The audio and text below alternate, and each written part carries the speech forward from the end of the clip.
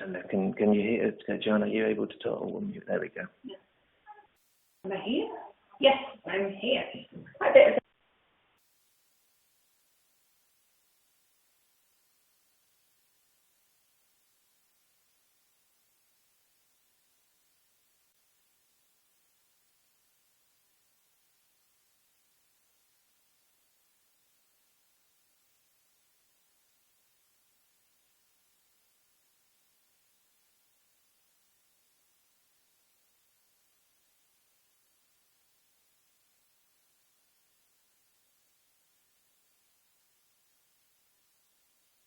I should be back online now. Somebody can let me know. I'm not sure. Yep, you're there. That's great. Okay, so fantastic. Great, everyone. A really busy webinar today. Busy in terms of the attendees. There's a lot of attendees online today, and I think, again, that's a reflection of the topic that we're talking about and how important managing sickness absence is. And, you know, this is the last in a series of 3, which I've really enjoyed presenting because it is an area where I've got a great passion for. And as I've said in the last 2, an area that we often neglect and just take it as part of management, but there's so much more we can do. And I see that in all organisations, from really big ones to very small businesses, where absence can be something that we just sit to one side and almost go along with it when there's so much more we can do. So today we're talking about thinking ahead. The past 2, we've looked at short-term absence and long-term absence. And what I want to do today is talk about how we can be more proactive in our organisation. I've used the word avoid, and I'm going to come back to that later, of can we avoid it, but of how we can look to definitely reduce sickness absence and put things in place to enable people to come back to work sooner. So from those of you who have listened to me before, a bit about me, I am an HR professional, have an organisation called Red Elephant HR, where I provide HR consultancy and support to businesses, and I'm also a director at the Business Springboard, where we offer training solutions. But the thing that we are very proud of is that we practitioners as well as trainers. So all of our training is actually real life and based on our experience, which we get very positive feedback for. Something I will tell you a little bit more about at the end is our HR law and practice seminars that we're actually launching online next month. I'm quite excited about that, so I will at the end tell you some more information on that, if I may. And as per normal, the copyright is to the Business Springboard, and any information that I give you in these webinars isn't designed to be solutions to exact problems that you have. Yeah, Carol, user of Richard, I'll be batting him with a big stick later for getting that wrong. Yeah, unmuting me. He seems to have a bit of a problem with that and won't let me speak, but you've got me now. Okay, so what we're going to talk about today, I say I'm going to touch on, firstly, can we avoid this thing of sickness absence? And what does actually that mean to us? And there's avoiding and there's managing effectively, and I really want to work on managing effectively. Now, during the last 2 webinars, and if you weren't attending those, they are available on the website to listen to if you go back on there, if you do want to catch up on those. I did give some top tips on managing short-term absence, and I talked a bit about some management of long-term absence too, but I'm going to take that a little step further today and talk a little bit more detail about attendance management policies, what I would want to see in there, some key points, and very importantly, how we communicate, report and manage absence. I want to, again, touch on creating attendance culture, because this is a massive biggie for me and based very much on my experience over the years in managing HR. Actually, we were writing a bit of a blurb about myself today to go on the HR law and practice website, and I wrote that I had 20 years experience in HR, and it made me feel ever so old. But yeah, we'll draw upon that 20 years experience in HR, because the attendance culture needs to be a big factor in there. We really need to work on, not dealing with the problem, but being proactive and putting things in place before we get absence to be a problem. I'm going to look at a few healthcare options, and then finally, to finish on employee wellbeing. So great that everybody started using chat box. If, as per before, and Richard said that's not saved, so ask questions, interact, that's great on that side. If you want to ask questions as we go along, if I can answer them, I will as we go along, but there'll also be extra time at the end when the recording will finish, and you can ask any questions that you want to then. So please do interact with me. It's really nice to get that feedback. Okay, so I just quickly wanted to recap on sickness absence. So we did talk about a distinction between long and short-term absences. So in general, short-term absences are any occurrences under 4 weeks in duration. Long-term is anything over that. And we looked at the type of disruption these cause us, and I gave you some stats based on average salary and average days lost to sickness absence, and it equated to, off the top of my head, around about £28,000 per annum on average, based on employing 100 people, with everybody having the average 6 days off based on an average UK salary, which is massive. And we looked at the types of disruption. Now, long-term absence means you're losing skills out of the business for a significant period of time, but long-term, they're often unplanned. You can't manage them on a day-to-day basis, so you can't put anything long-term in place for cover. So both have a significant amount of disruption. The things that we did talk about for the sickness absence review procedure would be things like that employees need to telephone in sick and not text messages or leave messages with a colleague. They must speak to a manager and have return to work interviews on there for all absences as well. And in long-term absence, we talked about give you some measures in there to help manage it, and the legal considerations of the Disability Discrimination Act. So that's a quick recap of what we've covered so far. But moving on from that for today, first look at this: can we avoid sickness absence? Well, people, we all human beings, and as the body is designed, it's going to fail in some areas from time to time. The hard thing is that we all have different measures of what is ill, and different tolerances and different measures of pain, etc. So some people will be on the deathbed. I feel it's the time to mention man flu, actually. Richard looks in shock. But some people, will be on the deathbed with some things, while other people will carry on throughout it. We're never going to change that, because people are people and we're all individual. What I can tell you is you'll never avoid sickness absence, because you're dealing with a group of people who are going to be vulnerable to things. That's the nature of the human body. So we're never, ever going to avoid a sickness absence. It's there. We can't get away from that.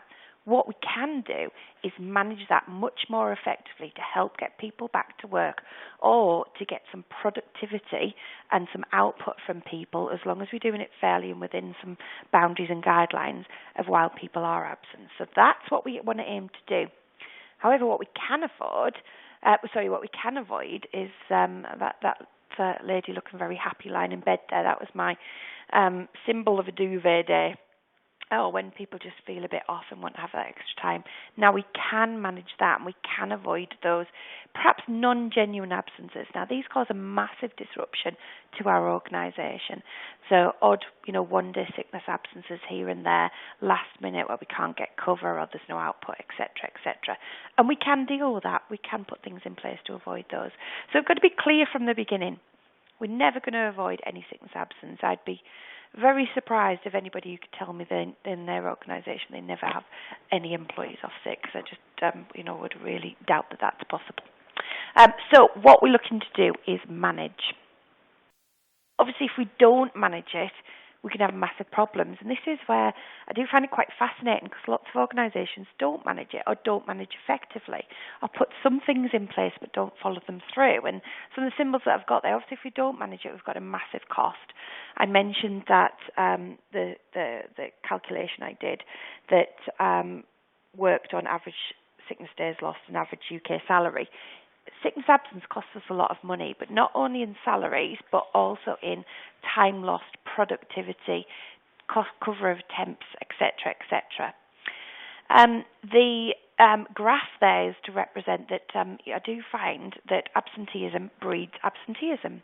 And the biggest thing, if we aren't managing it, if you were sat there yourself, making sure you got to work every day, and if you weren't feeling too bad, dragging yourself out of bed, and the person who sits next to you has a day off every other week, you would start to think, well, why am I bothering? What's in it for me? The managers aren't bothered. I'll just have my sick time off. So if we don't manage it, absenteeism breeds absenteeism. So we need to get on top of it.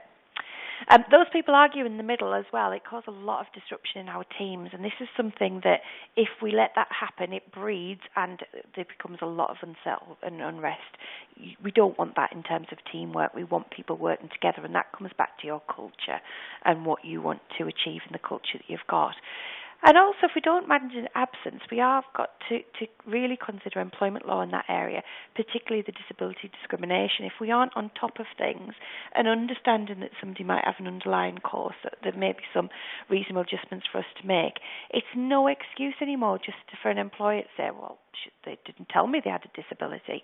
If there's a pattern forming and you have some especially sick notes that say something that require extra interventions, we can't plead ignorance as our defence. So we can't just say, I didn't know they had a disability.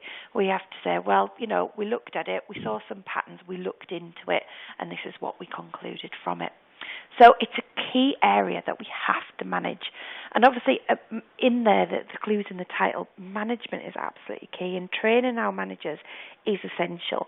So in all these webinars, they are recorded, and I always get a lot of HR professionals on the webinars, but by all means, promote this to your other people in the organisation, your managers as well, because we've got to build their skills. We've got to ensure they are equipped to deal with these areas. So, in attendance management policy, now it's not a legal requirement. Some organisations will have one, some won't. I would say when you're putting together the core parts of a handbook or of a set of HR policies, attendance management needs to come near the top because it's something that you are going to come up against, and it's something we've got to set very clearly out from the start. Now, I always call these policies attendance management. I want the focus on being at work, not being out of work. So I wouldn't call them an absence management policy. I would call it an attendance management policy. Very small thing, but these subtle things make a big difference, and it's setting the tone for your organisation to say what's important for you. And attendance is important for you, not absence. Carol, there, yours is absence management. It may be something you consider. These are my views and thoughts, by the way. It's what from experience I would really draw on, and I think it comes back to your culture, and it could be something that you do look to review on there and talk about attendance more than absence. What I would like to see in this attendance policy is a clear policy for managing your short-term absence. Now, we talked about this a bit in the first webinar, and it's up to you how you manage that. I'm quite in favour of something that would, for short-term absence, mirror a disciplinary policy, have some sort of consequences in there, have some meetings, so you've got to follow the ACAS guidelines in that, so people have the right to be accompanied, notice of a meeting, a right to appeal, etc., etc. It should also outline some trigger points for the procedure, but if we remember back to the first webinar, I talked about how I didn't really like to see the set trigger points. So if you have 4 instances of absence, you're on a first warning, etc. If you are off longer than 5 days in a month, you're on a warning, because you can guarantee people will sit just below it. But it should outline, that should be clear to people so that they know that they're not sitting at a level, or if you choose to have those levels in your organisation, they need to be aware of what those trigger points are. So in there, what I would quite like to see in a policy is that distinction between short-term and long-term absences, and for short-term, some procedure to manage so people know what the trigger points would be, the steps that they'd follow, and what the consequences would be. So they've got a choice to make, in essence, in this. We talked about short-term absence, which is very disruptive. They may be due to many illnesses, but they also in my experience, they can be avoided and worked upon. If it's a long-term absence, it's something that may have some disability discrimination obligations in there. Carol, just looking at your comments, not your choice, but you're part of a team. Yeah, sometimes it's hard to influence these things, but it'd be interesting if you put a case forwards towards it. And in fairness, though, the actual policy is an attendance policy. Good. So we've got that in somewhere. That's great. Margaret's asked, would you call them disciplinary meetings gives the impression that being ill is wrong? I actually wouldn't, and this is why I've just put mirror disciplinary procedure. I would have attendance management meetings because in there shouldn't be a shock, because you should be hopefully doing return to work interviews after attendances. And if you've got a clear policy that you know that there's a trigger to do in that, in your return to work meetings, it could be, well, your attendance is becoming a bit of a problem, and if it persists, we may have an attendance management meeting. And in that meeting, like a disciplinary meeting, no decisions are made when you go in there, and it's a very structured fact find to say, okay, what's going on with this absence? We've got your return to work interviews. They're saying this. We see in a pattern. It's becoming a problem to the organisation. We need to do something about it. So no, illness, as I said, is not wrong. We're never going to avoid it, but the impact on the organisation is. And if we look to the legislation around that, what we're ultimately talking about is capability. It is somebody capable to do the job. And if they're not there all the time, you do have to look, is that person capable to do the job? For long-term absences in a policy, what I'd like to see that outlined is what sort of contact that you'd have with the person to make it the norm. We talked in the last webinar about having that contact with people, how it was very important to keep up the contact, to support them, to understand the implications for the organisation, but also help them, mentally as well, making a step into coming back into work. So outline that, we will, where possible, have regular contact. We may arrange a welfare meeting with you that could be at your home, at work premises, or somewhere mutual. It's fine to put all of this in a contact. It makes in a procedure. It makes it very clear and transparent what we're going to do. You may want to write in there about referrals. Now, it can be effective to put the steps for long-term absence. For example, after 4 weeks of absence, we will refer to occupational health if you choose to do that. After 6 weeks of absence or 2 months of absence, we'll write for a doctor's report to make it very clear. And it means that if, especially in a larger organisation where you're trying to implement this across many teams, that the managers have guidance of what's fair, and you can monitor a procedure throughout an organisation to ensure that we're being fair to all people too. In there for long-term absences as well, I'd quite like to see some remedies, as we went through last week, that there are other options for people. It's a very scary time, and people, it's a big disruption to their lives as well, and they might need to know, if I'm off long-term, they're just going to get rid of me. And it's nice to have a policy, well, no, we want to bring you back to work. That's our ultimate goal. If we can't do that, there are other obligations, like some temporary changes to your terms or your working hours, or some permanent changes, or some retraining. And it's very good to have that outlined to give that person the peace of mind that you are there to support them in long-term absence. As I mentioned last week, long-term sick pay schemes, I think, are there to reward loyal long-term employees who may come across a bad time in their lives where they're suffering from some absence, and we want to be very structured in how we do that, and we want to get these people back to work. The ultimate aim in all of this management is to restore attendance to acceptable levels. That's what we're actually looking for. Now, as we've called it attendance management policy, you may choose to put some other things in there as well, and there's many other leaves that you may choose to cover in as a whole in your attendance management policy. Things like jury service, compassionate leave, etc., etc. Now, I'm not going to focus a great deal on them in this webinar because then I would be talking for definitely longer than half an hour. But, some pointers on there. Compassionate leave, again, it depends on your culture.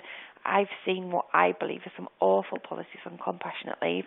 I think one of them I read in a large organisation said if your child died, you could have 2 days off paid leave. Well, as a parent myself, I find it hard to see how that would work in practice. But these days we have to consider that these things do often spill over into sickness absence as well. So if somebody has got some compassionate leave and aren't actually ready to come back to work, that they can get a fit note from their doctor to support that.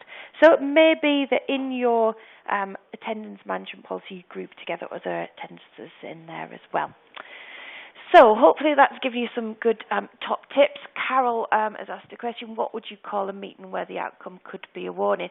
I would still call it an attendance management meeting if it's set out in your procedure. Sorry, we just had a bit of a network problem there. I didn't know whether I was still around. But yeah, if it's outlined in your procedure, this could be the outcome.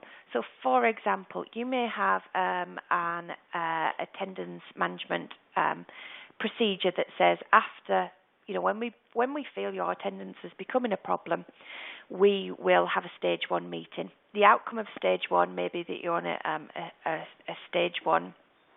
It doesn't necessarily have to be a warning, just in attendance management, you move on to stage 1, and that will be on the file for 6 months, and you'll have a right to appeal. So it mirrors a disciplinary sanction, but we don't actually call it that because we're looking at attendance management.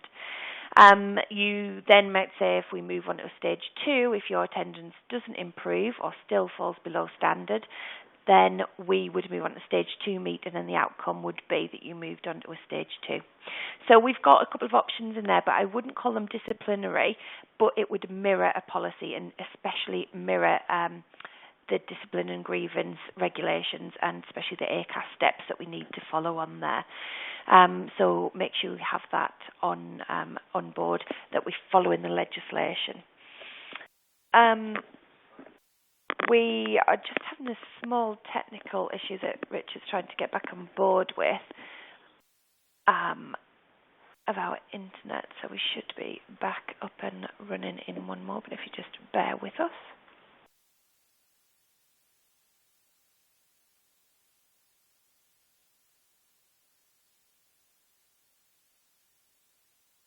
Sorry, we will be back in one moment. Yep.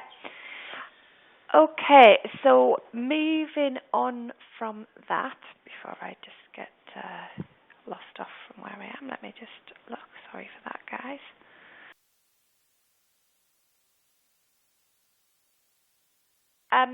I wanted to talk about following on from my policy to really push home the need to communicate, report and manage absence.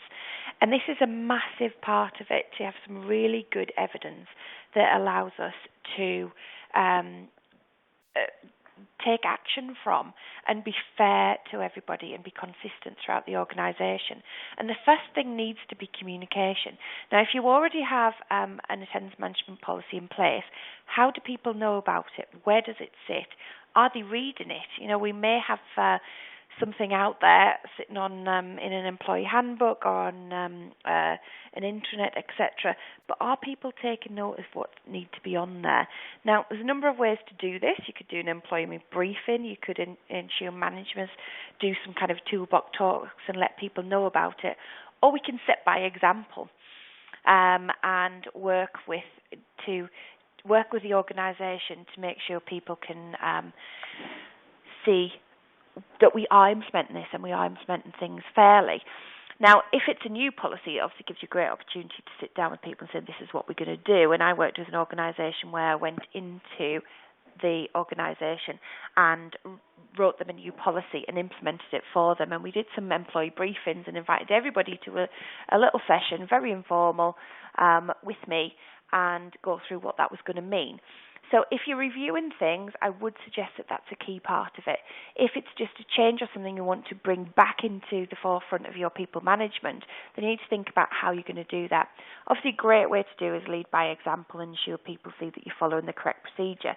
Now, obviously, I think I talk about this when I've done some disciplinary webinars. We've got to appreciate the confidentiality of it and not highlight individuals, but occasionally we do have to slaughter a few lambs. And it can be very, very effective. I did give the example in the last webinar about an organisation where the factory weren't paid sick pay, and we actually put paid sick pay in there, but a very structured procedure. And within the first 3 months, we did a couple of stage 1 meetings, but then attendance, the absence figures dropped massively because people saw we were going to follow this through when we were treating people fairly. And we got much more respect as a management team to be able to do that. Carol, just reading your comment, we give them an induction and they get in the handbook how one out of our team is working on some toolbox talks. Yeah, I would definitely suggest that. I'm a big believer in the communication of it and taking that one step further than just writing it in a policy, because they need to believe in it and see that it's followed through. And toolbox talks are great to do that. Just some very, small employee briefings that give people the opportunity to ask some questions as well is a great way to do it.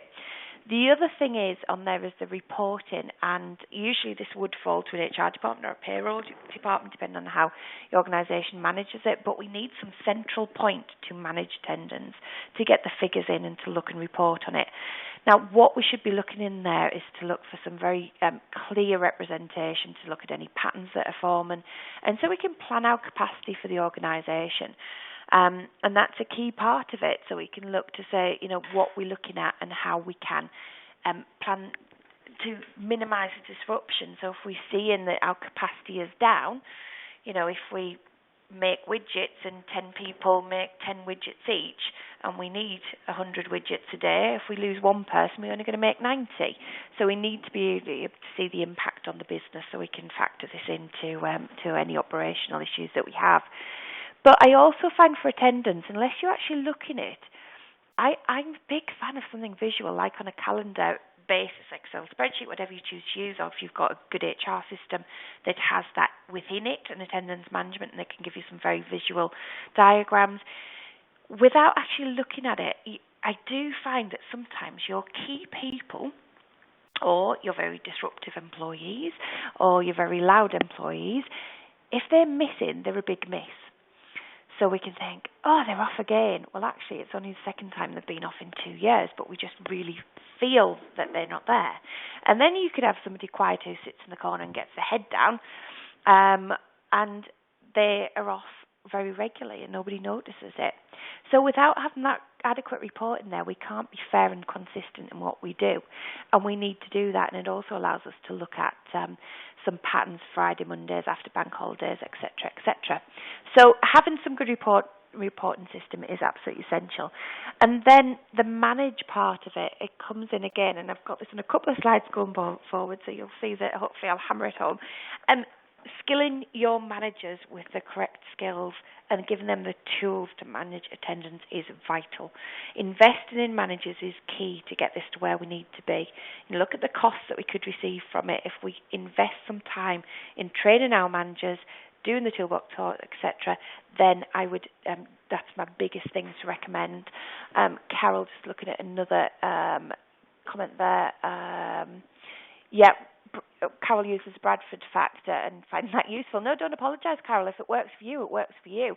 We will all have something individual that will work for the organisation. These are just my hints and tips. My biggest thing is have something in there to manage it. If your Bradford factor is your chosen one, then go with it. I think the Bradford factor, people either love it or hate it. I think I've said in the past which camp I'm in, but that's not to say it doesn't work for, it does work for some organisations. My biggest thing is just have something there to manage it. And it is how you use it, Carol. It's a flag, not a stick, definitely. And Jane, you use Bradford factor. I'm not here to preach anti-Bradford factors. I just want to see something in there. The biggest thing is to have some sort of trigger, some sort of management that you can interpret and mean something within your organisation. But management is absolutely key. Okay, now creating attendance culture, again in red there, the key is effective leadership management. It's what you want to portray in your organisation. We want people to want to be there.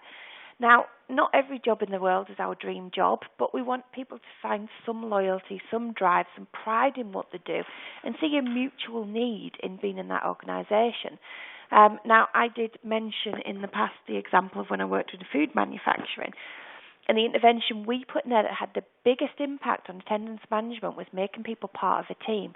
Now, no disrespect to food manufacturing organisations, but they are a tough industry to be in.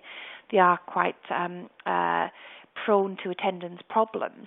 It might not be the most stimulating job that people do, and it is a low-skilled job, but to see a difference, to put people in a team and touch on what was going to motivate them to make sure that they felt the pride in what they do, they knew other people would miss them, and they did want to come to work. If it wasn't for the stimulating work that they do and the value they got from that, they wanted to be at work, to be around the teammates, to be with nice people. I look back to some early days of my career, and my first job was an IT company, and the culture there was absolutely amazing. And people had genuine friendships, and people, would complain about the content of the work and that they're boring and that they have frustrations of management, etc., etc. But our turnover was so low because people loved being with the colleagues. They loved the environment. They did get praise and they did get feedback from the managers. And they knew that they were treated fairly, and that had a massive part in it of why people wanted to be in that organisation. And I can't stress that enough. If in your proactiveness, you need to be very clear, you need to have that culture, and you need to manage it. Okay, so I just wanted to also look on a few healthcare options. Now, just quickly on the chat, if anybody wants to let me know, anybody who does offer private healthcare, and if you do offer it, do you offer to all employees? Now, obviously it's a benefit in kind and has got a cost. The employee is going to be taxed on it because it's a benefit in kind, and the employer's got a cost to pay for it. But it's something not to rule out as an option if you have got attendance issues or you wanted to provide something with a benefit to the employee and give them peace of mind, but something that actually is going to have a secondary benefit to you that you can get people back to work. Now, issues with the NHS have been around for a while, and waiting times, etc. If you had some private healthcare and you had somebody off long-term sick, it could mean that you are helping people to get back to work quicker and helping get the treatment, the diagnosis that they do need. Interesting, Debbie, you said you offer Bupa to those who have service of 1 year or more. Yeah, absolutely fine, because what we're looking to is reward our longer-term employees. So I would look at private healthcare not just as a cost to the organisation, as a benefit, but also how you can help manage your attendance through it. Now, it might not be that you offer private healthcare as a benefit to all or as a long-term annual benefit, but it could be if you have somebody off sick. For example, let's say somebody's got a bad back and they're off sick for quite some time, and they've gone to the GP and they're waiting for a referral to see a consultant, and the waiting list is going to be 18 weeks. If you invested couple of £100, say, from the top of my head, in getting them to see a consultant earlier, then that could be a good option for you to cut down that time, because that 18 weeks out of work waiting for a diagnosis or some treatment is 18 weeks of lost resource for you. So something to consider. I'm not saying it'll work for everybody. I'm not saying every organisation can afford it. I also will put in some issues of fairness across there and make sure that how you use this to your best within the organisation. But it's something to think of. Would it help you if you got a referral quicker? Or is it going to help reduce that time of absence? It's something to think of that you do have there. And Debbie, bringing me on to immunisation, saying you also offer the flu jab to all employees. Brilliant. This can be something that's going to add into that culture of you. This is how you're promoting people being at work and doing something in advance. It's amazing how some little things like this can get to the people, even if some choose not to have it or don't want to have it, and say, wow, they care about us actually, they can give us a flu jab. There's actually some good tax relief incentives to give people the flu jab that you can claim that back, so that's one from the accountants to look at. So it's not big as cost as what you might think, and there's organisations that may come out and do that within your organisation, so you're not having a lot of time lost. You may bring some, an organisation in and have a bit of a clinic where people go in and have the jabs, a bit like when you're at school and you queued up for your BCG and had the horrors of the foot-long needles that were sticking into your arm. Or was that just what I endured at school? So think about the immunisations. There may be something in there. I was particularly thinking on the lines of the flu jab in there. It's also not a benefit of kind, so it doesn't need to be declared on P11Ds for the employee, so they don't suffer any cost to that. Debbie, just looking at there, we seem to tick all three boxes. That's brilliant, Debbie, brilliant. That's really good to hear as well. And Carol, you have an occupational health advisor on site once a week, which is very useful. Yeah, definitely. A third up. That's brilliant. So at least you're getting somewhere. So the third one is this occupational health. Now, larger organisations might have that in-house and have somebody quite permanently there. For even smaller organisations, there's a lot of freelance occupational health and small companies that will provide consultancy on occupational health, so you can tap into that. And I myself have tapped into some local ones for organisations that I've worked with to just get occupational referral, occupational support in there, and things that can really help. Carol saying your lady is freelance as well. So it is something that it doesn't have to be a fixed cost for the organisation, and it's a support that you can dip into. Debbie, just reading your comment, although we offer all of these things, I still suffer a lot of short-term and long-term sickness, just before you all think we're saints. Interesting there, Debbie. So I'd perhaps look at some other things that you can do to manage that, to make sure that you're getting some benefit of the stuff you invest in. So all of these things I think are worth considering, and we can see some really good things for the employees and the employer. And Carol's comment, very good to get to write to GPs. We seem to get a better quick response. Yes, a key in there, and I would define that in a policy. But remember when I talked last week about those letters to the GPs being very specific. So ask the questions that you want to know back from them, not just, this person's been off from work for the last 2 months, what do you think? It needs to be, this person does this job which requires these skills, and it's this working pattern. They've been off sick with X. Do you consider it a disability? Do you think they can do short-term working? When do you see, the future prognosis? Being very, very clear in the questions that you want to ask. And specialist knowledge will help you. But at the end of the day, when we're managing attendance from an HR practitioner's point of view, we can only go on the information that's in front of us. And we need to get the best information in front of us as possible to be able to make those key decisions. So by getting this specialist advice from an occupational health specialist or a GP report or a specialist consultant report, we're equipping ourselves with a lot more information to be able to make the key decisions that we're going to need to make. And that's all in the employee's interests as well. So I want to finish off talking a bit about employee wellbeing. And this is more on the proactive stuff that we want to do. And I think sometimes, and I have noticed this, that some perhaps senior people in the organisation I've come up against can see this a bit airy-fairy and they're nice to have, but actually it's really important, and the stuff that we can get the things that we can overcome by looking at well-being. And this will fall into your culture as well. And I've put control and workplace stress in there. Now, stress isn't a bad thing. Stress is a common part of life, and we need stress. We need stress to get up in the morning. We need stress to eat, etc. Stress has been given this negative connotation in society, and it's actually when it becomes a problem and it tips over that edge. We all need some level of stress to do whatever we need to do, but there becomes a point when it's actually becomes a problem to us. So things that we can control that workplace stress, about our environment, about the management of the workloads, etc., etc. Now, I'll put exercise and fitness in there because there are some key things, offering, ring around local gyms and get some discounts of them. It's something you can put in place and encourage well-being and exercise throughout the organisation. I did a project, it was a government-funded project called Fit to Work, and they'd provide funding to help organisations put some fitness and well-being facilities in to have a big impact on employee absence. And it was really interesting. Some organisations, we got some fitness professionals in, and they did some aerobics classes on a lunchtime or after work, and the uptake was really high, and it was a fun, nice thing to do. It built a team, and people got fit and healthy. And the fitter that people were, the happier they were, and the less prone to be absent they were.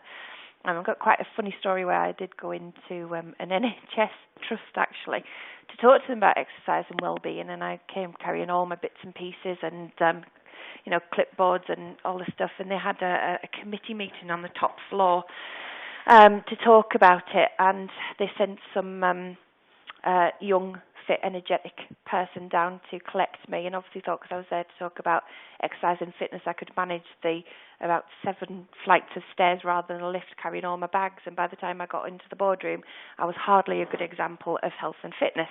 But that's a whole other story. So it's something to consider. The other thing would be some support helplines, because we're not just talking about physical fitness, but also mental well-being as well. And look into this. There's some great little schemes around that you may have heard of, and I think on past ones people have said that they have some schemes in place. These little ones that give cash back basically on, the big one is dentistry and opticians support. And they've been given as a benefit or for a paid for service by employees, but they have support helplines in there as well. Some insurance companies also offer it as well. And that is just something else for well-being that you may want to offer. Now, I've put adequate facilities and health and safety in there for your well-being. So adequate facilities, obviously, we've got the legislation that means that we do have to provide running water, etc., but just breakout areas, something a little bit different. Good supportive chairs, do DSE risk assessments on all workstations to ensure people are sitting correctly. So there's a lot of things in there that we can do on general well-being that will be proactive. So these are going to things we're going to have to invest time in because they're not going to give us that instant fix, and you've got to be in it for the long run. So this is something you've got to come right back to when you're planning your people strategy and the environment and the culture that you want to promote. And I've put in there in my red my effective leadership and management, which I will really bang on to as well, because that's an absolute key part of it, is training your managers. Okay, so that kind of brings us to the end of that. I have run slightly over as well, surprise, surprise. If anybody has any further questions and answers, Richard is going to pause and stop the recording